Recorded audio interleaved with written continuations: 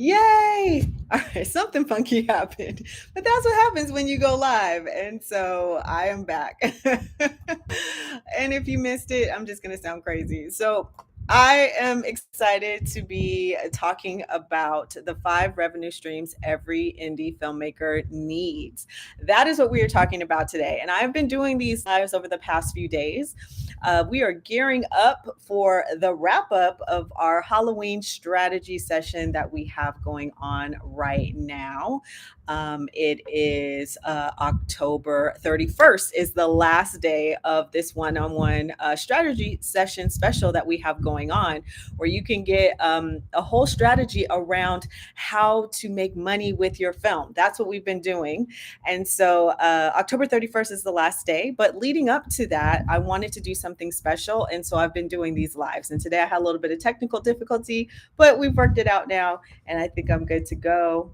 Uh, Yep, we're good to go now. Okay, perfect. There were some audio challenges before. All right, so I'm really excited to be talking about this.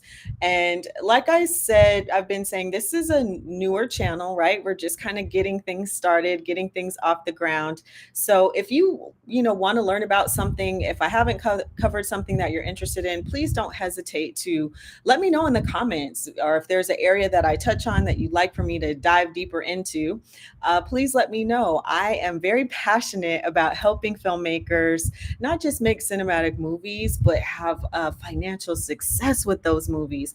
I am so tired of seeing filmmakers make movies and then, they just put them on YouTube because they're like, well, I did the film festival circuit, nothing happened. Or they just do self distribution and then they're super disappointed. When they put their film through an aggregator like Film Hub or Bitmax, and they're not making very much money from it. And so I want to show filmmakers other ways that they can make money for their films. And that's what today is about: the 5 revenue streams that indie filmmakers need to know in order to start making money. But if there's anything further that you'd like for me to dive into or talk about, please write it in the comments. Because like I said, I really want to see you guys win, and I want to support in any way that I can. So let's get started with the 5 ways, and I'll share more about what we have going on at my company, Blue Child Entertainment, or Blue Child Academy is my online film school. But if you go to londymaduro.com, that's where mostly everything is funneled through right now. So if you want to learn more about my classes and all the things I'm doing, you can go to londymaduro.com. But first, let's dive into what our topic is today. So here are 5 revenue streams that every indie filmmaker should build, whether you're making a short film, a feature film, a documentary, a web series, or a series, or a pilot. You need to have these things in place, okay? And the very first one is direct to audience sales. So you need to set up either on your website, or if you have a Vimeo account, or if you use Gumroad, or maybe use a site like Gather, but you need to set up a paywall where people can pay to watch your movie, right? They click like video on demand, right? They click the link and they pay their money, and then they can watch their film like a virtual rental, right? Just like you would on Amazon Prime or any of those type of sites. You should have that for your film. Why this matters: because you keep the customer list yourself, right? So people have to get their email, put in their email to watch your film, and then they pay their money. So not only are you making money off of this, but you're also building an email list. And building an email list is super important because you can let them know, look, if you love this film, I have these other films that are coming out that we're getting ready to drop. So you keep them invested, not just in your films, but in your brand and other things that you may sell, which we're going to talk about in a minute, right? So doing having a direct to audience sales strategy is a great way to start generating revenue for your film, but also building that fan base that you can keep them engaged with everything that you have coming up. So that's number one. Number two, streaming and licensing deals. So licensing your film to platforms, right? A lot of times we do that through aggregators, right? Like I mentioned, Film Hub or Bitmax. So you're kind of used to that. But you can do this also on your own and license your film out for educational purposes. This is something that I do for my documentary, The Silent Killer: Prostate Cancer in the African American Community. So even though I do have distribution, I license my film out to health organizations, to teaching facilities, to universities, to even churches during Prostate Cancer Awareness Month for a fee. Now, I will say this works great if you have a short or a feature, because a lot of times it's really great if you have a short, because a lot of times the organizations want to build a whole program around your film. So when I license out the short version of my film, usually they'll have some type of men's roundtable talk back discussion situation. They'll have a panel, maybe they're doing some lecturing, and then my film is like a component of the whole event. So they like the shorter version, that which is about 30 minutes, because it's nice and bite sized that they can build a whole program around it. But sometimes people want to rent just the feature length, right? They just want to have an event where people can come see the movie, maybe do a short panel afterwards, but the movie is the event. So I license both the short version and the feature length version of my documentary, and both are different fees, right? The short version is one fee, the feature length version is another fee, and I leave it up to the licensee, whoever is licensing my film, to decide which version they want. This is something that you can do too, and it doesn't have to be a documentary. If you have a film that appeals to a certain niche, they may want to license your film for whatever reason. Maybe they, are having an event around the subject matter of your film. If your film is about, I don't know, skateboarding, maybe there's some big skateboarding event that Tony Hawk is doing, and they want a film that really like connects this to the skateboarders world, right? And your film is the perfect thing for that. So they'll license your film to show at the event or before the event or to gear up to the event. You never know. So I don't want you to feel like, oh, well, I only have a narrative film, that it's not possible for me to make money in this way. That's not true. If your film is on a certain niche, if it's regarding certain social subject matters, like films on I mean, this sounds sad, but on suicide, depression, sex trafficking, any politics, like it doesn't matter. All it is finding that audience. That's why it's so important. Like I've talked about in some of the other videos that I've been doing on here, getting to know your audience. Because when you get to know your audience, you understand the needs of your audience and how your film solves a problem. You should be knowing how your film solves a problem for your audience, that and that specific audience person, right? The avatar, right? We talked about this the other day. You don't want it to be general. The more specific you are to who your audience persona is, the better you're able to solve a problem for them, and the more you can understand how to license your movie out. Why my movie is in such demand is because a lot of healthcare organizations have a hard time connecting to African American men who are at the most risk for prostate cancer. So they use my film as a conduit, if you will, to connect to a certain group of people that they have a hard time getting to come in for treatment and care.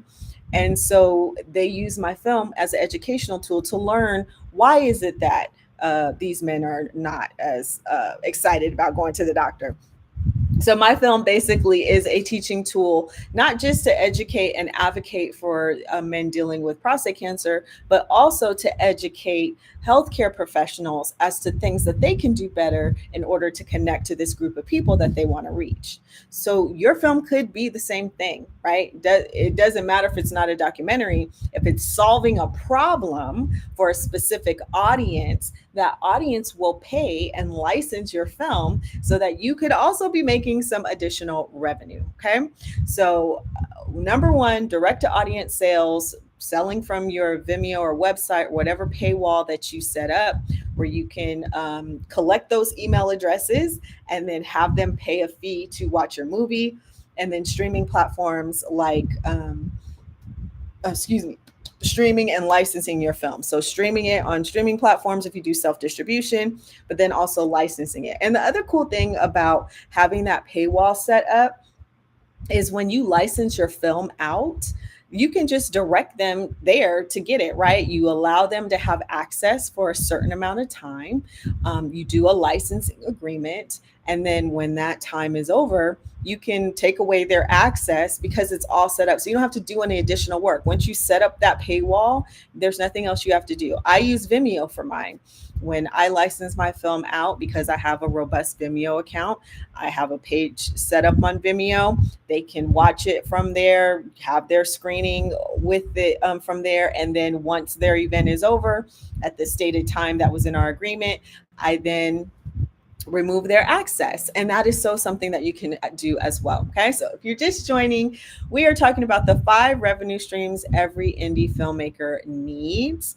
And this is part of the type of things I'm working on with the students who sign up for the one-on-one Halloween strategy session that I have going on up until October 31st. So you can get this kind of direct help with your film, right? We'll go through your film and look at what revenue streams that you can cultivate specific to your film in this one-on-one strategy session. And then we have the Profitable Filmmakers Challenge coming up next month, November 17th through the 21st, where you'll be able to apply what you're learning. So that's a 5-day challenge. We'll be walking through revenue streams and things that you can do to get your film ready for not just making money, but to get an investor attached, right? If you are maybe you just made your short, you want to make your feature, or maybe you're trying to find out how to get an investor, or you need confidence in pitching, the Profitable Filmmakers Challenge will help you with that.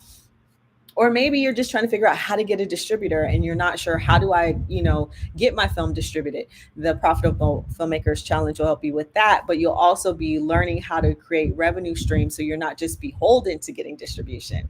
So that's the kind of things that we'll be covering in that. And so we're doing these lives kind of leading up to these 2 events that we have at londymaduro.com and Blue Child Academy. And so right now we're going through those 5 revenue streams that every indie filmmaker needs. So we talked about direct to audience sales. We talked about streaming and licensing.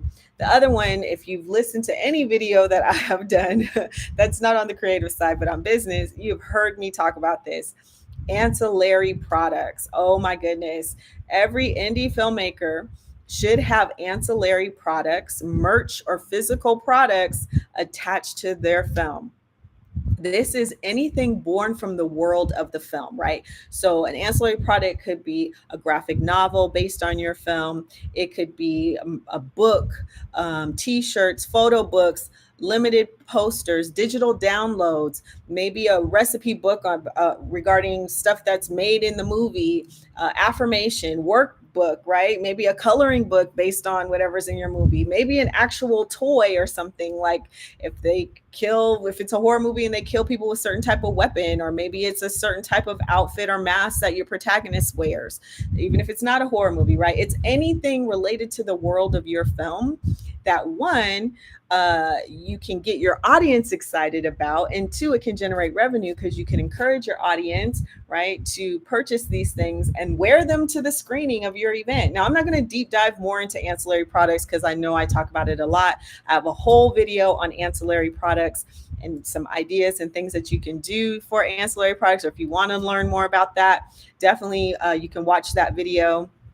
It's under the video section on my YouTube page, but I give a lot of advice on that. But you should definitely, as an indie filmmaker, have ancillary products in your back pocket. My students in Blue Child Academy right now, not only are they creating their ancillary products, but they are prepping them for Black Friday, right? We're getting ready to get into the holidays. So they are tapping into their audience and letting them know about these awesome products they have connected to their film so that they can generate revenue during the holiday season.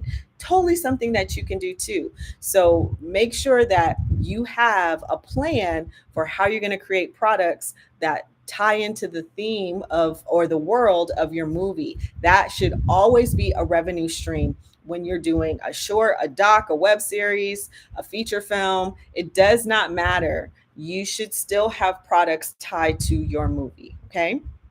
All right, so we talked about direct to audience sales, we talked about streaming and licensing, we talked about ancillary products. Next is service expertise. You sell because of your film.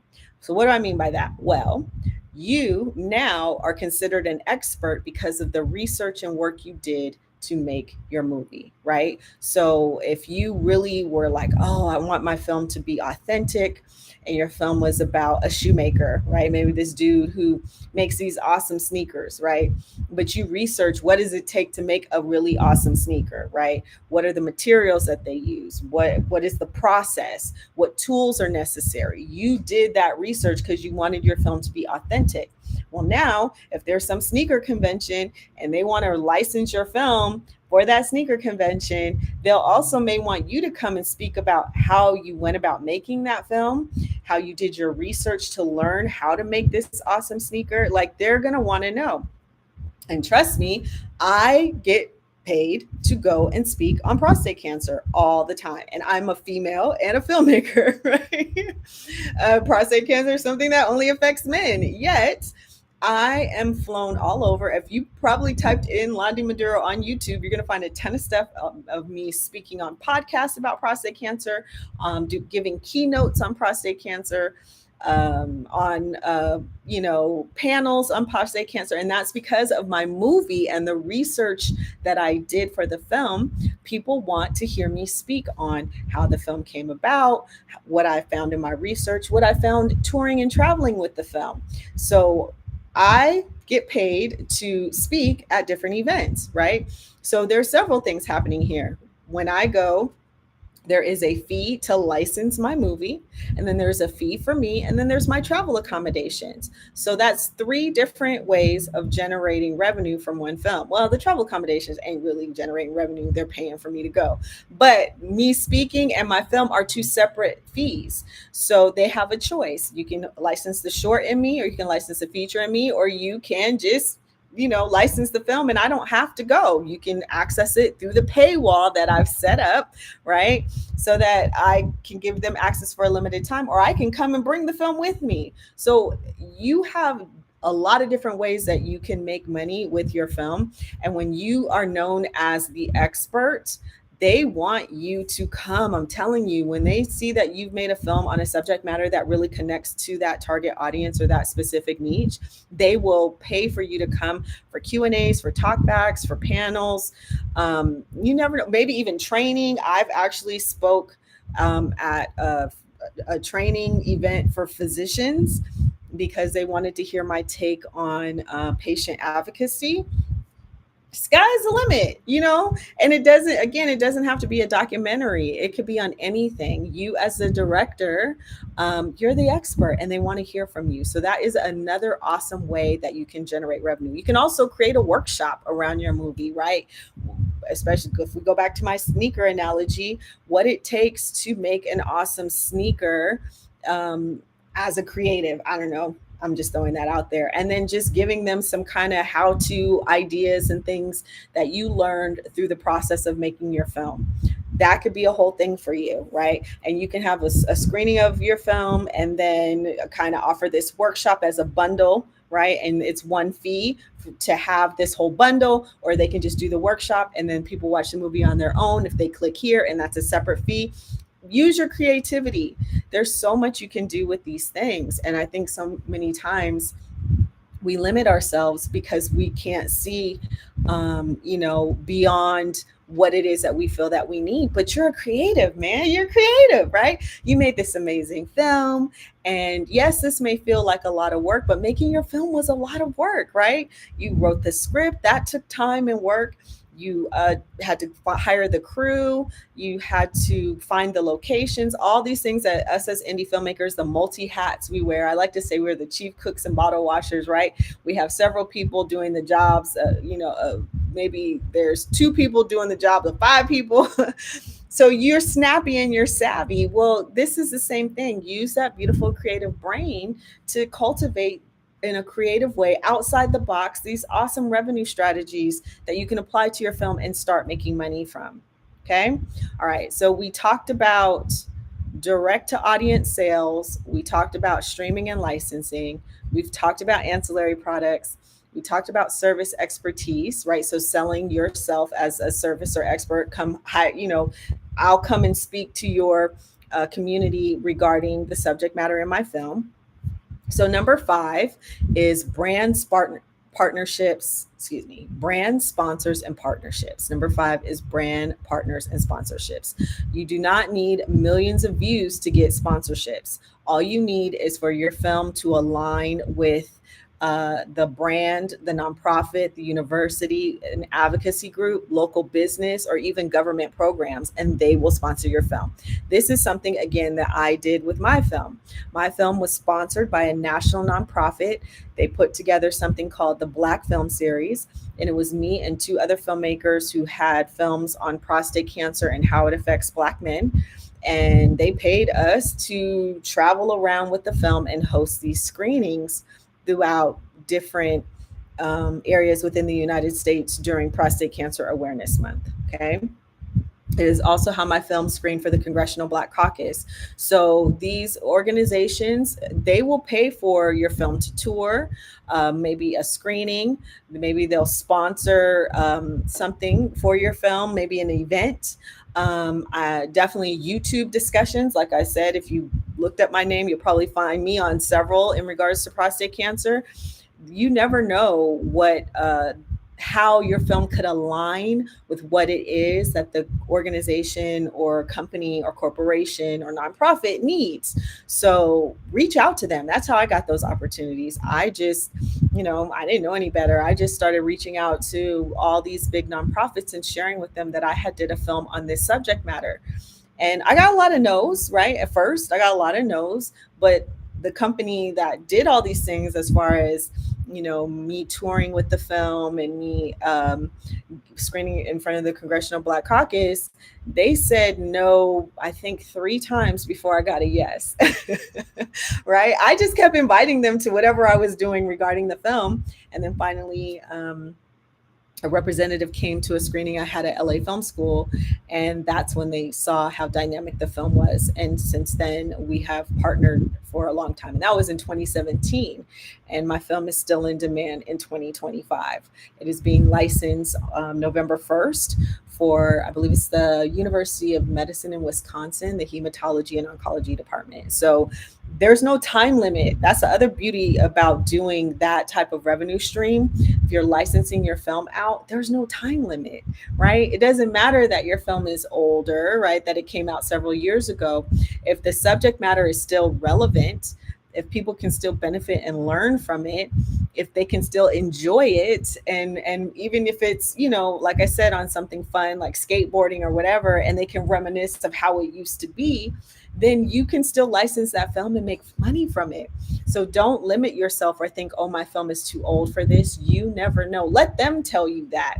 Don't be in other people's pockets, right? Don't assume what is too old or what they won't like. Reach out, share, and find out. That is the best way to know if you can make money in that way from your film. All right. So those are my top 5 revenue streams that I feel every filmmaker should have. Every indie filmmaker should have those 5 revenue streams. It just helps you so much. And one thing it also does, because I know this question comes up a lot, especially when I talk about doing the direct to audience sales, right? So having that paywall where people can directly access your movie. A lot of times people are worried, well, will that affect my distribution? I'm trying to get distribution. I can't have my film somewhere or license it out or do any of the things you're mentioning if I'm trying to get distribution. That is actually incorrect. You don't want to be signing an exclusivity deal for distribution where you can't do these things. Your film is on a paywall, first and foremost, if you're doing the direct to audience sales. So it's not like you're putting it somewhere publicly. In order for a person to see it, they have to pay a fee. So that should not affect whatever you're doing on a distribution deal, right? Same with if you're licensing your film out, you carve out those terms in the agreement that you do with the distribution company. I want to still be able to license my film out to corporations, nonprofits, whatever you want to say. I don't want to just be locked in where I can only have my film on Netflix, right? That's great that you can have it on Netflix. if you get that type of deal, but you don't want to be locked into Netflix only. Netflix gets you reach, but it may not necessarily get you the type of revenue that you want, because as I've mentioned before, they're not paying what they used to pay.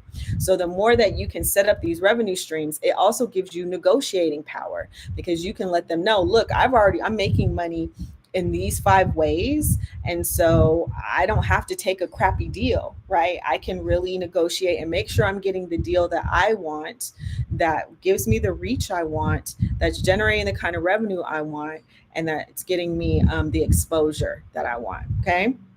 So those are the 5 revenue streams I feel every indie filmmaker should have. And if you're struggling, if this feels like a lot, all the things that I mentioned, if you're feeling like, well, how do I do all of this?